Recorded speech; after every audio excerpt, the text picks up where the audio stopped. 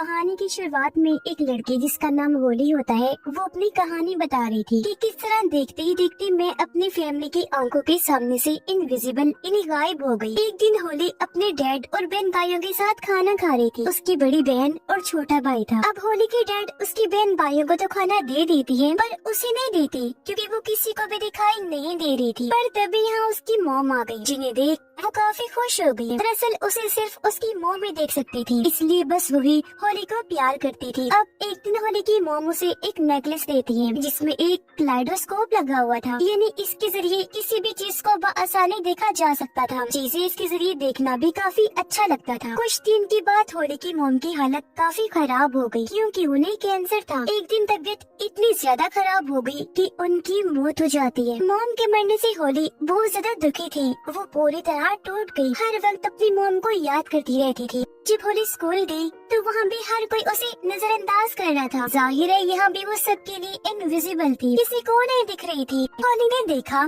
कि मेरी फैमिली मेरे कमरे को किसी स्टोर रूम की तरह इस्तेमाल कर रही है। वहाँ उन्होंने फजूल सामान रखा हुआ था, जो देखकर होली काफी टूट गई। उसे समझ नहीं आ रही थी कि इन हालात में क्या करूँ। होली का भाई दरअसल बेसमेंट में रहने लगा। उसे वीडियो आर्ट का काफी शौक था, जिसमें वो माहिर भी था। इसका ही पूरा सेटअप उसने वहाँ कर रखा था। होली की बहन ने भी शादी कर ली थी, जो अपने हस्बैंड के साथ हंसी खुशी रह रही थी। करे बात उसके डैड की, वो अभी भी एक इंश्योरेंस कंपनी में जॉब किया करती थी। अब ये सारी फैमिली आज भी साथ ही रह रही थी, जिन्हें देखकर हालांकि होली खुश तो होती है, लेकिन इस बात से भी वो उदास थी कि इन लोगों में मैं नहीं हूँ। अब ऐसे ही घूमते भागते हुए एक दिन उसे एक बिल्डिंग में घर मिल जाता है, जहाँ वो रहना शुरू कर देती है। अब वो अपने इनविजिबल होने का फायदा उठाकर जासूस का काम करने लगी। जैसे कि सेलिब्रिटी और एक्ट्रेस वगैरह अगर किसी के साथ ताल्लुक में होते तो ये उनकी तस्वीर बनाकर एक न्यूज रिपोर्टर को सेंड कर दिया करती थी, जिसके बाद वो होली को पैसे भिजवा दिया करता था। इनविजिबल होने की वजह से होली जहाँ चाहे जा सकती थी। शर्म, किसी को देखकर हिचकिचाना, कपड़े उसके लिए कोई मायने नहीं रखते थे। जाहिर है कोई उसे इस हालत में देख नहीं सकता था, तो इसलिए वो इस बात की परवाह नहीं करती थी। अब हमेशा की तरह एक दिन जब वो एक सेलिब्रिटी का पीछा कर रही थी उसके खिलाफ सबूत इकट्ठा करने के लिए, तो तभी एक बाउंसर जिसका नाम शेन होता है वो होली से टकरा जाता है, इसलिए उसने होली को पकड़ लिया। ये देखकर वो काफी हैरान रह गई क्योंकि उसकी मॉम की बात ये दूसरा इंसान था जो होली को देख सकता था। इसीलिए शेन को लेकर होली के दिमाग में कई सारे सवाल थे, लेकिन वो किसी भी सवाल का जवाब दिए बगैर नजरअंदाज करके वहाँ से चला जाता है। वो घर आकर जब लेटी तो उसे याद आया कि मैंने बाउंसर शेन को कहीं देखा है, इसलिए वो फौरन अपने पास रखे एल्बम्स को चेक करने लगती है। उसे पता चला कि शेन धोखा देने वाले सेलिब्रिटीज में से एक है, जिसकी तस्वीर बनाकर उसने रिपोर्टर को सेंड की थी। इसलिए अब उन्हें शेन के बारे में इंटरनेट पर सर्च करने लगती है, जहाँ उसे पता चला कि शेन काफी वक्त पहले पूरी दुनिया की फाइट का चैंपियन हुआ करता था, जिसका ताल्लुक एक मॉडल से था। दोनों एक दूसरे को पसंद करते थे, लेकिन होली की जासूसी की वजह से शेन का ये चक्कर सबके सामने आ गया। जो तस्वीर होली ने बनाई थी उसमें शेन मॉडल के काफी करीब था। इस वजह से शेन के सभी फैंस उसके खिलाफ हो गए। इस टेंशन की वजह से शेन ने जब अगली वर्ल्ड चैंपियन की लड़ाई की तो वो हार गया, जिस वजह से उसका करियर तबाह हो गया। अब जब होली को पता चला कि मेरी वजह से शेन की जिंदगी बर्बाद हुई तो वो काफी दुखी हो जाती है। वो एल्बम लेकर फौरन शेन के पास गई, इस सब के बारे में बताती है, माफी मांगने लगी कि तुम्हारे करियर डूबने की जिम्मेदार मैं हूँ। तब शेन उस पर गुस्सा करता है और यहाँ से चले जाने को कहता है। होली कहती है मैं तुमसे वादा करती हूँ कि तुम्हारी खोई हुई इज्जत और शोहरत वापस ला कर रहूंगी। शेन को उसकी बातों पर यकीन नहीं होता, इसलिए वो यहाँ से जाने लगा। होली उसे मनाने लगती है कि प्लीज मुझे एक मौका दो ताकि मैं अपनी काबिलियत को साबित कर सकूं। पर वो उसे नजरअंदाज करके अपने मैनेजर के पास आ गया और आने वाली फाइट के बारे में बात करने लगता है। होली भी उसके पीछे पीछे अंदर आ गई थी, जो अब मैनेजर के साथ में बैठकर उसके मैसेजेस पढ़ने लगती है। ये देखकर शेन को काफी हैरत हुई। उसे समझ नहीं आती कि आखिर वो मेरे मैनेजर को नजर क्यों नहीं आ रही और मेरे साथ ये सब क्या हो रहा है, वो मुझे ही नजर क्यों आ रही है। अब मैनेजर मोबाइल पर देखकर उसे फाइट के बाद मिलने वाले पैसों के बारे में बताता है, जो देखकर फौरन होली बोल पड़ी। वो शेन को बताती है कि मैनेजर झूठ बोल रहा है, ये फाइट के बाद मिलने वाले पैसे तुम्हें कम बता रहा है। जो कहकर वो शेन को असली रकम बताती है। मैनेजर की हरकत के बारे में शेन उसे बता भी देता है। इस पर मैनेजर को हैरत भी हुई और शर्मिंदगी भी, तो उसे मजबूरन ये डील करनी पड़ती है।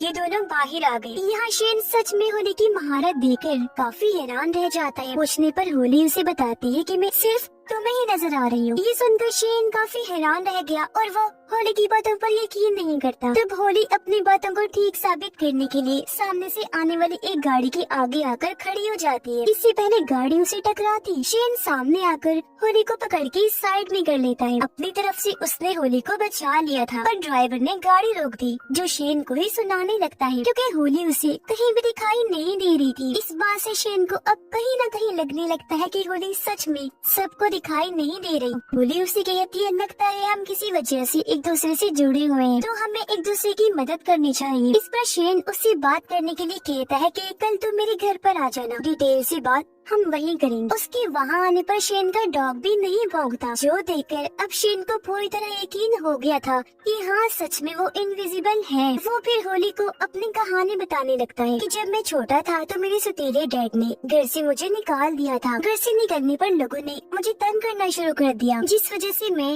हर वक्त परेशान रहने लगा। तब इस सब से बचने के लिए मैंने फाइट करना शुरू कर दी और बस तब से लेकर आज तक मैं फाइटर ही हूँ। वो फिर बताता है कि आज मेरी एक जगह पर फाइट है, जो देखने होली भी जाती है, लेकिन जब वो $300 के लिए शेन को लड़ता हुआ देखती है तो फाइट के बाद उसे कहने लगी कि तुम्हें इसे बड़े लेवल पर फाइट करनी चाहिए, क्योंकि तुम इतने काबिल हो कि तुम्हें उस मुकाबले की जरूरत है। जिस पर शेन कहता है, मगर मुझसे लड़ने के लिए कोई भी फाइटर तैयार नहीं है, क्योंकि मेरी फाइट में कोई भी टिकट नहीं खरीदेगा। ये सुनकर होली जब घर आई तो इंटरनेट पर मशहूर फाइटर्स की लिस्ट को चेक करने लगती है। उसे एक ऐसी फाइटर के बारे में पता चला जिस पर नशे की दवाई लेने का इल्जाम था। ये देखकर होली इंटरनेट से नशे की उस दवाई की तस्वीर लेकर उस फाइटर को सेंड करती है। ब्लैकमेल करने लगी कि अगर तुमने शेन से फाइट ना की तो मैं इस बारे में सबको बता दूंगी। जिसके बाद वो शेन के पास आ गई। थोड़ी ही देर में शेन के पास उसके मैनेजर की कॉल आई, जो उसे बताता है कि वो फाइटर तुम्हारे साथ फाइट करने के लिए मान गया है, जो नशे वाली दवाई के इल्जाम में था, जिसने पहले शेन से फाइट करने से मना कर दिया था। पर अब होली की ब्लैकमेलिंग का उस पर असर हो गया तो वो मान गया था। अब ये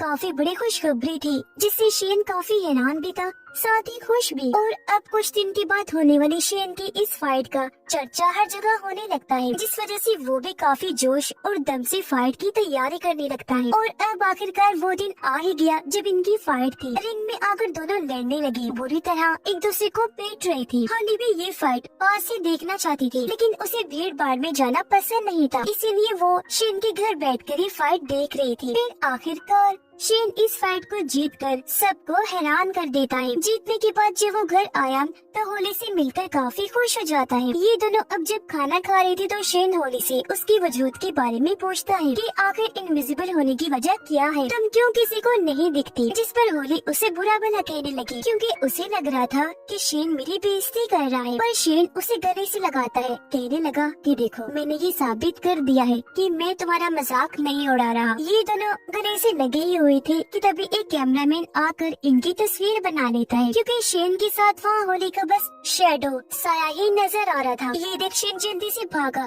ताकि उसे पकड़ सके, लेकिन कैमरामैन वहाँ से भाग चुका था। पर इससे शेन को परेशानी नहीं हुई, क्योंकि उसे तो ये लग रहा था कि होली तस्वीर में नहीं आई होगी। लेकिन अगले दिन होली जब खुद को एल्बम में देखती है तो काफी खुश हो गई, क्योंकि वहाँ उसका शैडो था जिसके गले शेन लगा हुआ था। ये देखकर होली काफी खुश हो गई कि चलो कम से कम मेरा शैडो तो कहीं पर आया। जबकि शेन अपनी अगली फाइट के लिए एक कॉन्फ्रेंस में आया हुआ था। यहाँ सारे लोग उससे ये सवाल कर रहे थे कि वो शैडो वाली लड़की कौन है जो तुम्हारे साथ तस्वीर में थी। उनकी बातों को नजरअंदाज करके शेन उठा वहाँ से चला जाता है। अब होली एक और बाउंसर का पीछा करते हुए उसकी गाड़ी में आ गई। वो उसके सामने ही थी पर दिख नहीं रही थी। वो बाउंसर को तस्वीर सेंड करके ब्लैकमेल करती है कि तुम शेन से फाइट करो, वरना तुमने जिस लड़की के साथ कल रात गुजारी है उसके बारे में मैं सबको बता दूंगी। और हाँ, तुम्हें ये फाइट हारनी होगी। ये देखकर बाउंसर को गुस्सा नहीं आया, बल्कि वो हंसने लगा। इस शर्त के लिए मान जाता है। रात को होली जब शेन के साथ थी तो तभी यहाँ उसकी दोस्त इन्हीं मॉडल की कॉल आई, जिसके साथ ही शेन की बदनामी हुई थी। वो उसकी आने वाली फाइट के लिए हौसला अफजाई करती है, साथ ही पिछले फाइट जीतने पर मुबारकबाद भी देती है। अब जब होली को ये पता चला कि शेन की दोस्त मॉडल फिर से उसकी जिंदगी में आ रही है तो होली काफी उदास हो गई, क्योंकि कहीं न कहीं वो शेन को पसंद करने लगी थी। जिसके बाद फाइट का दिन आ गया जहाँ शेन आसानी से बाउंसर को हरा देता है। और अब होली शेन की फाइट की अफवाह एक काफी बड़े फाइटर के साथ उड़ाती है। उस फाइटर का नाम अटीला था। ये खबर मिलते ही अटीला का मैनेजर उसे इस बारे में बताता है, जिस पर अटीला शेन के साथ लड़ने से साफ साफ मना कर देता है। मौका पाकर होली अटीला के घर घुस गई थी। वो हर जगह उसे ब्लैकमेल करने के लिए कोई क्लू ढूंढने लगती है, लेकिन उसे वहाँ ऐसा कुछ भी नहीं मिलता। अब होली को अपने घर वालों की याद आ रही थी, तो उन्हें देखने वो अपने घर गई। उसे पता चला कि मेरी बहन माँ बनने वाली है, लेकिन किसी वजह से वो ये बात अपने हस्बैंड को बताना नहीं चाहती। अब होली जब शेन से मिलने बार में गई तो वहाँ उसे मॉडल के साथ बैठा हुआ पाती है। ये देखकर वो काफी दुखी हो गई, यहाँ से जाने लगती है। तब उसके पीछे पीछे शेन भी आया। कहता है, देखो होली, तो मेरी जरूरत हो, लेकिन वो मेरा माजी है, मेरा प्यार है, जिसके साथ रहना मेरी मजबूरी है, क्योंकि आज भी मैं उसे पसंद करता हूँ। जो सुनकर होली एकदम टूट गई, क्योंकि वो ये बात कभी बर्दाश्त नहीं कर सकती थी।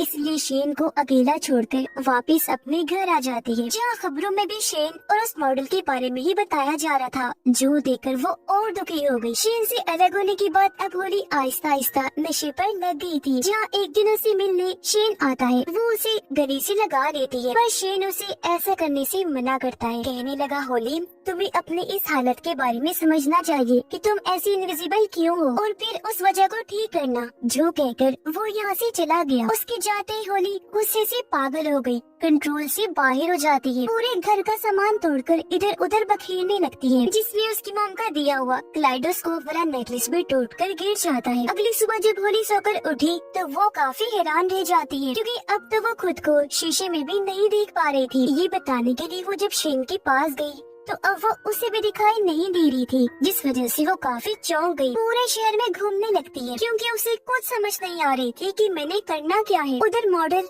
शेन की ट्रेनिंग देखकर काफी खुश हो जाती है। कहने लगी कि मुझे लगता है तुम इस बार अटीला से भी जीत जाओगी, क्योंकि हारने वाले लोगों से मैं ताल्लुक नहीं रखती। ये सुनकर शेन को अजीब लगा। वो कहता है कि अगर मैं हार गया तो क्या तुम मुझे छोड़ दोगी? वो बातों को टालने लगती है। अरे नहीं नहीं, मैं तो बस मजाक कर रही थी। पर क्योंकि शेन को उस पर शक हो रहा था, इसलिए वो यहाँ से चला जाता है। उधर होली ये फैसला करती है कि इससे पहले मैं हमेशा के लिए इनविजिबल हो जाऊँ, मेरा वजूद खत्म हो जाए, मैं आखिरी बार अपनी फैमिली से मिल आती हूँ। वो जब अपने घर गई तो पता चला कि उसकी बहन ने अभी तक अपने हस्बैंड को इस बारे में नहीं बताया कि मैं माँ बनने वाली हूँ। ये देखकर होली समझदारी से उसकी किट को अपनी बहन के हस्बैंड के सामने ले आती है, जिससे वो भी जान गया कि वो माँ बनने वाली है। उसे बहुत खुशी हुई, वो उसे गले से लगा लेता है। अब जब होली अपने भाई के पास गई तो उसने देखा कि कैमरा में मेरा भाई एक लड़की को देख रहा है, क्योंकि वो उसे पसंद करता था, पर अभी तक इस बारे में उसे नहीं बताया। ये देखकर होली जानबूझकर उस लड़की को नीचे गिरा देती है, ताकि मेरा भाई उसे बात कर सके।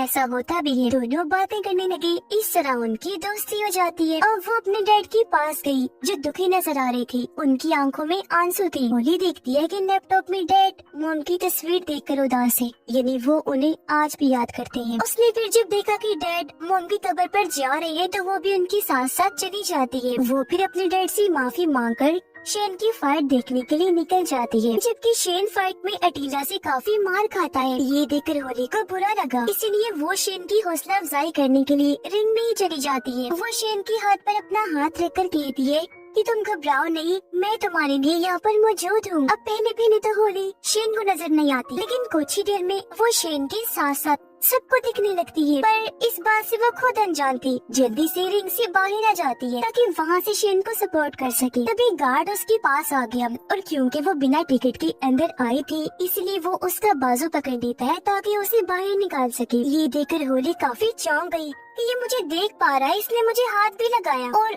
अब शेन कुछ ही पॉइंट्स की कम होने की वजह से अटीला से फाइट हार जाता है। मैच खत्म होने के बाद मॉडल उसके पास आकर शेन को हमदर्दी दिखाती है, पर वो उसे कोई बात किए बगैर वहाँ से चला गया, क्योंकि अब वो होली को पसंद करने लगा था। इसलिए वो भागकर होली के पास गया, जहाँ गार्ड उसे निकाल रहे थे। शेन उनसे कहता है कि रुक जाओ, ये मेरे साथ है, और अब वो होली को गले से लगा लेता है। दोनों फिर से गले से लग गए। इसके कुछ दिनों के बाद होली अपने डैड के सामने गई, जहाँ वो अचानक उसे देखकर हैरान तो थी, साथ ही बहुत खुश भी हो जाते हैं और अपने बेटे को गले से लगा लेते हैं। और इसी के साथ इस फिल्म की कहानी भी यहीं पर खत्म हो जाती है।